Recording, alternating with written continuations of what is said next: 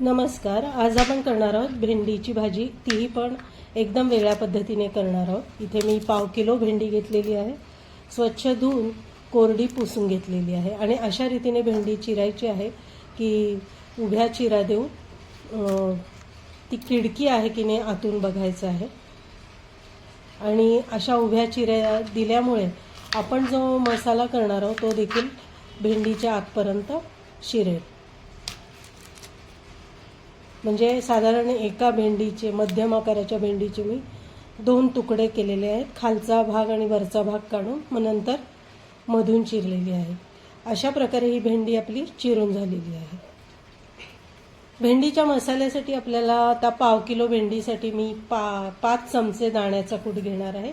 Normal चमचा, आपण ज्या चमच्याने पोहे खातो त्या चमच्याने मी 5 चमचे घेतलेला आहे. आणि हा दाण्याचा कूट एकदम बारीक आहे.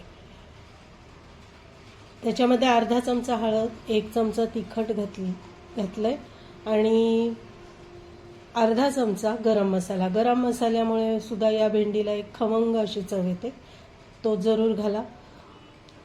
त्याच्यानंतर साखर अर्धा चमचा घातलेली आहे. कोथिंबीर, मीठ चवीनुसार आणि 2 चमचे तेल घालणार आहे.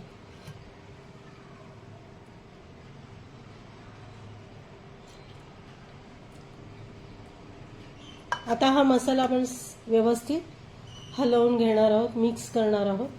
आता याच्यामध्ये तुम्ही लसूण, कांदा, मिरची सगळं घालू शकता आपल्या आवडीप्रमाणे, पण इथे मी विदाऊट कांदा आणि लसणाची भाजी करते, जेणेकरून आपल्याला नैवेद्याच्या ताटातही वाढता येईल.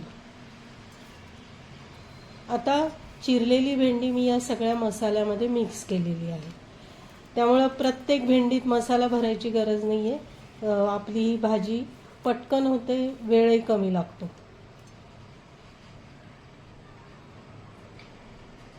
अशा रीतीने मसाला लावून ठेवलेला आहे. आता तेल घेतलेलं आहे मी कढईमध्ये.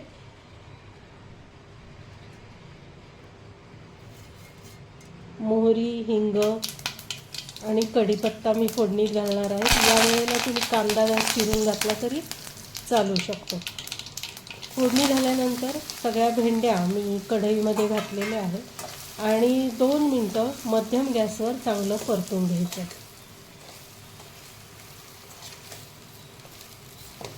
आता परतल्यानंतर दाण्याचा कूट जळू नये म्हणून पाण्याचा थोडा शिपका देणार आहे. थोडं थोडं पाणी 3 वेळा मी असा शिपका दिलेला आहे. आणि आपण पाणी घातलंय म्हणून भेंडी चिकट होते वगैरे असं काही होत नाही, तुम्ही बघू शकाल पुढे. 3 ते 4 मिनिटांनी मी झाकण उघडलेलं आहे. भेंडी हलवून घेतली.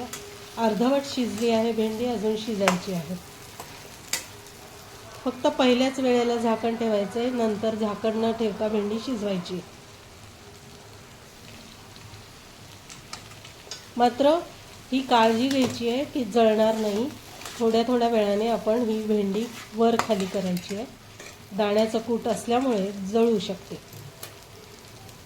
भेंडी एकदम मऊ होईपर्यंत आपल्याला शिजवायची आहे. ही जशी हिरवीगार भेंडी आहे तिचा रंग थोडासा हिरवा कमी होतो तेव्हा ती शिजते. आता बघू शकता तुम्ही, भेंडीची क्वांटिटी देखील कमी झाली आहे आणि व्यवस्थित ती शिजली आहे, मऊ झाली आहे आणि रंग देखील बघा तुम्ही हिरवागार राहिलेला नाहीये. आणि अजिबात चिकट देखील झालेली नाही, छान शिजली आहे भेंडी. सगळा मसाला आपण काढून घेतोय.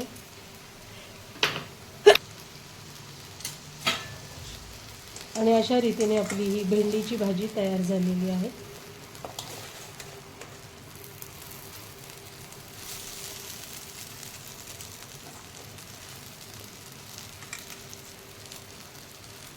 तुम्हाला जर आजचा व्हिडिओ आवडला असेल तर लाईक, शेअर आणि सबस्क्राईब पण जरूर करा. मस्त अतिशय टेस्टी अशी भेंडीची भाजी तयार होते. तुम्ही नक्की करून बघा आणि मला कमेंट्समध्ये नक्की सांगा. आपण पुन्हा भेटणार आहोत.